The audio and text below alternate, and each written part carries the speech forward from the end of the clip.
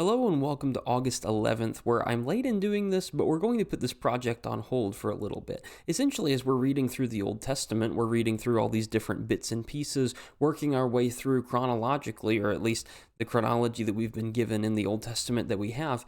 And we've reached the point at which summarizing has kind of failed us. We can't go any further with this. As soon as we finish up Job this week, I left my paper over here, rip.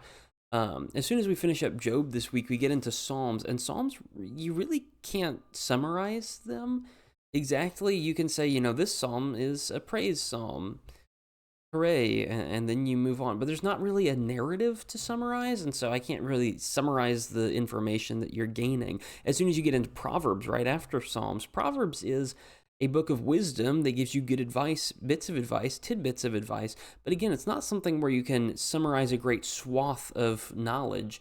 It's just nothing happens. There's not a story there. And so I'm kind of at a loss as to how to summarize them. So for the remainder of August, essentially we're putting this project on hold.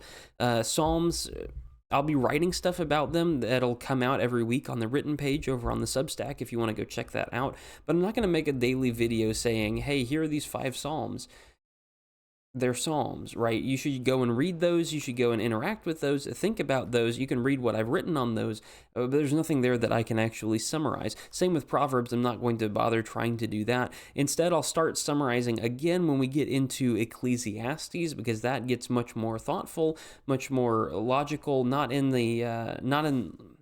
that Psalms and Proverbs don't have thought behind them, but they don't have it's not a continuous argument that is a logical flow. It's not a narrative. It's not like one of Paul's letters. They're just kind of much more piecemeal than we're used to with the rest of it. And so for Psalms and Proverbs, we'll put this on hold, and I'll pick back up in September, around September 18th, which is when we'll be reading Ecclesiastes 1 and 2. And so hope you'll stick around and see some other things that I'll put eventually. But for now, we'll pause here and let you experience Psalms and Proverbs on your own. Hopefully that's helpful for you. Again, there's stuff on the written page if you want specific points called out from some of the chapters, as some things that stood out to me, but it's not really something that I can make a video on and summarize. Thanks for watching. Hope your day is good. Hope your next month is good, and I'll see you in mid-September.